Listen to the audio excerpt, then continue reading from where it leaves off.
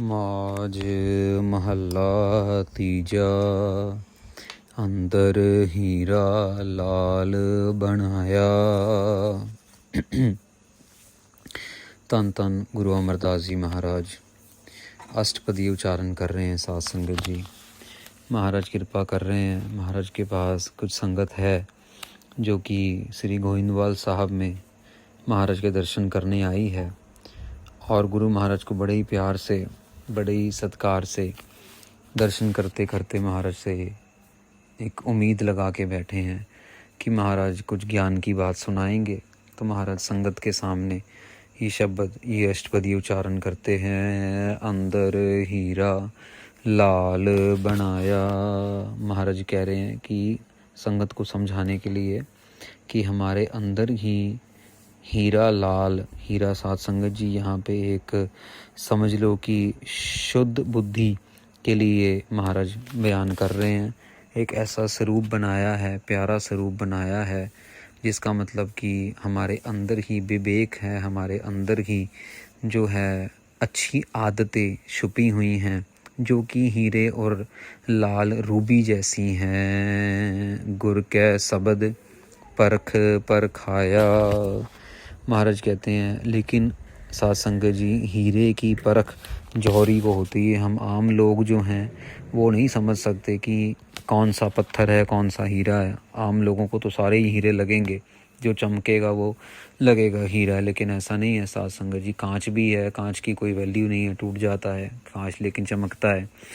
यहाँ पे महाराज कह रहे हैं गुर कै शब्द परख परखाया। गुरु महाराज के शब्द की कमाई करके वो परख आती है हमारे अंदर।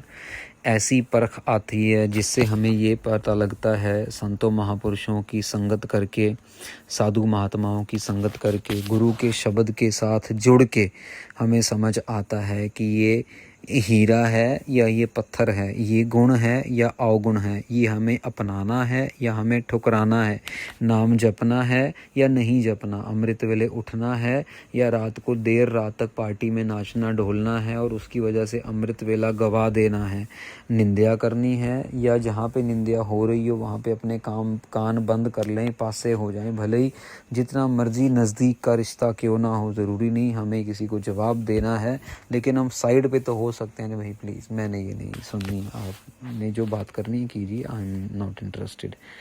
ये साथ संगत जी हमें अपने अंदर अच्छी अच्छी आदतों की परख जो है ये गुरु के शब्द, गुरु के उपदेश के राही होती है। जिन सच पल्लै सच वखाण है, सच कस वट्टी लावणिया। ये का पंक्ति है साध संगत जी पकड़ने वाली। महाराज कह रहे हैं जिन सच पल्लै, भाई जिन्होंने सच का पल्ला पकड़ लिया है ना, वो सच वखाना है, वो सच ही बोलेंगे, वो झूठ नहीं बोलेंगे।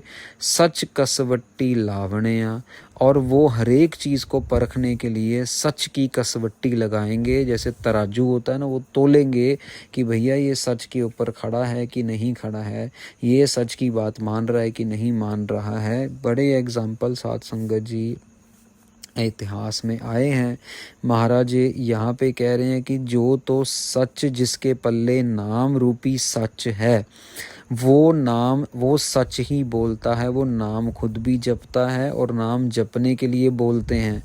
और सच कसवट्टी लावणिया, वो जो भी किसी से बात करेंगे वो गुरु के उपदेश की कसवट्टी के हिसाब से करेंगे। जो गुरु ने उपदेश दिए हुए हैं, गुरु ग्रंथ साहिब महाराज की वाणी के अनुसार चलेंगे, अपनी मत के अनुसार नहीं चलेंगे। साध संगत जी यहाँ पे गुरु हर राय साहब महाराज जी की ज़िंदगी का एक जीवन में से एक साखी आपने शायद सुनी होगी। गुरु हर राय साहब महाराज जी के बेटे राम राय, उनका नाम था बाबा राम राय। अब यहाँ पे साध संगत जी औरंगज़ेब ने दिल्ली में बुलाया गुरु हर राय साहब महाराज को मिलने के लिए, और गुरु हर राय साहब महाराज को हुक्म था 6वें गुरु का, गुरु हर गोबिंद साहब महाराज का, कि आपने कहीं भी किसी से भी ऐसे मिलने नहीं जाना, कोई जंग युद्ध नहीं करना, बस आपने निम्रता के साथ सेवा निभानी है। 2200 घोड़ सवारों की फौज थी, घोड़ सवार 2200। साध संगत जी 100 घोड़सवार भी बहुत होते हैं, लेकिन 2200 घोड़सवारों की फौज इकट्ठी की हुई थी, लेकिन जंग एक भी नहीं किया गुरु हर राय साहब महाराज जी ने, 7वें गुरु। तो जब इनको बुलाया औरंगज़ेब ने तो ये कहते हम तो नहीं जा सकते, तुम जाओ राम राय। और देखो औरंगज़ेब क्या कहता है, याद रखना गुरबाणी से ना बाहर जाना है, ना गुरबाणी के कह लो कि उल्ट कोई बात करनी है। जब औरंगज़ेब के पास आए तो औरंगज़ेब ने राम राय को बोला कि भाई हमें करामात दिखाओ, हमने गुरु नानक के घर में बड़ी सारी करामातें सुनी हैं। तो ये राम राय जी ने कुछ गुरबाणी के आश्रय उनको कुछ बताया, समझाया। करते करते एक सवाल राम राय जी से पूछा गया कि भी आपकी गुरबाणी मुसलमानों के खिलाफ है। तो राम राय जी बोले नहीं, ऐसी तो कोई बात नहीं है। तो बोले नहीं, एक पंक्ति आती है, आशा की वार आपकी वाणी है, उसमें आती है मिट्टी मुसलमान की पेड़े पई कुम्यार। भाई इसका क्या, मुसलमान की मिट्टी हम लोग अपने बुज़ुर्गों को जब दफनाते हैं तो वो आप कह रहे हो कि जो हमारी मुसलमानों की जो मिट्टी है वो घुमियार, मतलब जो घड़ी, जो मिट्टी के बर्तन बनाते हैं, घड़े बनाते हैं, पेड़े पई कुम्यार, मतलब कि घुमियार वो ले जाता है उठा के, और वही मिट्टी से बर्तन बनते हैं, उसी मिट्टी को पटक पटक के अच्छे बर्तन बनाए जाते हैं। तो ये आपने लिखा नहीं मुसलमानों के, मतलब कि इसका मतलब कि हमारे जो बुज़ुर्ग दफनाए जाते हैं वो मतलब इतने गए गुजरे हैं। तो यहाँ पे राम राय जी थोड़े कंफ्यूज हो गए कि यार अब मैं इनके हिंदुस्तान के बादशाह के सामने खड़ा हूँ, अब मैं क्या बोलूँ, यहाँ पे गड़बड़ हो गई। साध संगत जी जो ये पंक्ति आई, सच कसवट्टी लावण्या, वो सच की कसवट्टी पे थोड़े से डगमग आ गए और उन्होंने वाणी की पंक्ति बदल दी, बोल दिया नहीं नहीं नहीं ऐसा नहीं है, वहाँ पे लिखा है मिट्टी बेईमान की पेड़े पई कुम्यार, ऐसा नहीं, आप मुसलमानों के लिए नहीं लिखा, वो लिखा है बेईमान, आपको किसी ने गलत खबर दी है। औरंगज़ेब बड़ा खुश हो गया। पर जो गुरु हर राय साहब महाराज के और संगी साथी थे जो दिल्ली में थे, जब उनको ये बात पता लगी, उन्होंने गुरु साहब को बताया कि आपके बेटे ने ऐसा पंक्ति बदल दी है महाराज, ये ऐसा नहीं करना चाहिए, क्योंकि अब अगर आज आपका बेटा ही पंक्ति बदल देगा तो कल बाकी के लोग क्या करेंगे। तो गुरु हर राय साहब महाराज बहुत नाराज़ हो गए और बहुत ज़्यादा दुखी हो गए, और उन्होंने वहीं से वचन किया, पंजाब से ही किरतपुर साहब में रहते थे आनंदपुर के पास, कहते कि राम राय को बोल दो कि अब जिस जगह उसका मुख है बस उसी डायरेक्शन में चलता जाए, हमारे पास वापस आने की ज़रूरत नहीं। उसको बोला था कि तू गुरबाणी पे निश्चय रखियो, तू सच की कसवट्टी पे तूने खरा उतरना है, सच के तराजू पे तोल के जो भी बात करनी है। पर वो डोल गया, उसका गुरु घर में कोई जगह नहीं है, जहाँ पे जाना चाहता है वो चला जाए, लेकिन हमारे पास ना आए। फिर ये राम राय जी को गुरु घर से एक तरीके से निकाला गया, ये वापस कभी आए ही नहीं। पर गुरु गोविंद सिंह जी महाराज के टाइम पे ये गुरु गोविंद सिंह जी महाराज के पास आए, महाराज से मिले, महाराज इनसे मिले और महाराज से इन्होंने माफ़ी मांगी। पर काफ़ी तब तक गड़बड़ हो चुकी थी, तो इनका नाम इतिहास में थोड़ा सा नेगेटिव कॉनोटेशन के साथ आता है, जिक्र आता है कि भाई इन्होंने ऐसी गुरबाणी की पंक्ति बदली, क्योंकि सच कसवट्टी लावण्य। साध संगत जी वो सच की कसवट्टी से इतना आसान नहीं है, बिना डोले निकल जाना, हाओ वारी जियो वारी गुर की बाणी मन वसावण्या।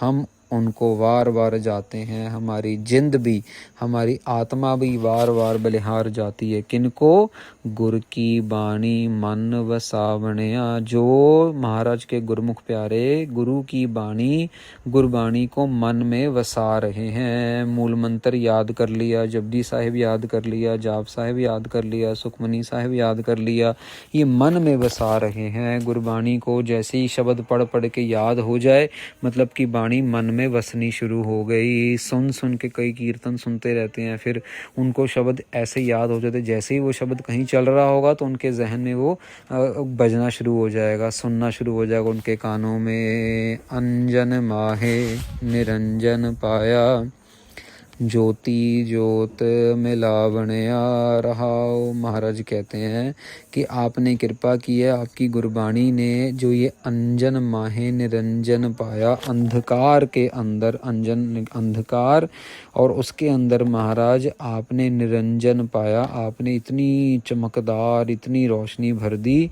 ज्योति ज्योत मिलावणया, हम जैसे अंधकार से भरे हुए को वाहिगुरु जी के साथ मिला दिया, गुरबाणी के साथ मिला दिया, ज्योत के साथ ज्योत मिल गई है। रहाओ इस काया अंदर बहुत पसारा। आगे महाराज कहते हैं इस शरीर के अंदर बहुत कुछ छुपा हुआ है, बहुत कुछ छुपा हुआ है। नाम निरंजन अत अगम अपारा, ये नाम रूपी जो निरंजन है, जिसके अंदर कोई साध संगत जी कालक नहीं है, बहुत बड़ा है, बहुत सुंदर है, इस तक कोई पहुंच नहीं सकता। और ये अपारा, इसका कोई पारावार नहीं है, कोई बाउंड्री नहीं है। कौन? ये नाम। गुरमुख होवै सोई पाए, आपे बखस मिलावणया। महाराज कहते हैं कि गुरमुख होवै सोई पाए, जो गुरमुख हैं उनको सहज सुभाए ही परमेश्वर अकाल पुरख मिल जाते हैं। आपे बखस मिलावणया, उनको खुद ब खुद बख्श लेते हैं, उनको खुद ब खुद अपने अस्तित्व से मिला देते हैं। मेरा ठाकुर सच दृढ़ाए, मेरे ठाकुर अकाल पुरख वाहिगुरु जी सच को दृढ़ा रहे हैं, सच को याद करवा रहे हैं। हमें सच का कर्तव्य, नाम जपने वाला कर्तव्य बार बार याद करा रहे हैं, दृढ़ करवा रहे हैं, हम भूले ना। ठाकुर कौन? अकाल पुरख वाहिगुरु जी, धन धन श्री गुरु ग्रंथ साहिब जी महाराज। गुर प्रसादी सच चित्त लाए, गुरु की कृपा से सच्चे अकाल पुरख वाहिगुरु हमारे चित्त में बसे हुए हैं, चित्त में बस चुके हैं। हमारा चित्त सिर्फ उन्हीं के साथ लगता है, कोई टीवी, कोई ये मोबाइल फ़ोन की गेम, ये वो व्हाट्सएप फेसबुक, इसमें हमारा चित्त नहीं लगता महाराज। सिर्फ आपके अंदर आपके सच्चे नाम के साथ ही हमारा चित्त लगता है। सच्चो सच वर्तै सबनी थाई, सच्चे सच समावणया। ज्ञान की बात है साध संगत जी, महाराज कह रहे हैं सच्चो सच वर्तै सबनी थाई। फिर उनके अंदर हरेक जगह सच वर्तता है। यहाँ पे सच का मतलब है निश्चय, यहाँ पे सच का मतलब है कि वो हरेक जगह पे निश्चित रूप से बस रहे हैं। वर्तै सबनी थाई, वो सच के रूप में वर्त रहा है। साध संगत जी, हमें तो ये बताया जा रहा है कि ये दुनिया जो है झूठी है, ये दुनिया झूठी है जिन्होंने अपने पास पकड़ के रखनी है। पर जो दुनिया में आए हैं नाम जपने के लिए, वो तो फिर सच्चे सच समावणया, वो नाम जपते जपते इसी सच्चे में ही अभेद हो जाते हैं। यहाँ पे एक सवाल उठता है भी, गुरमुखों का जो है वो निश्चय कैसा है? ये निश्चय गुरमुखों का ऐसा है कि वो नाम जपते जपते सच में अभेद हो जाते हैं।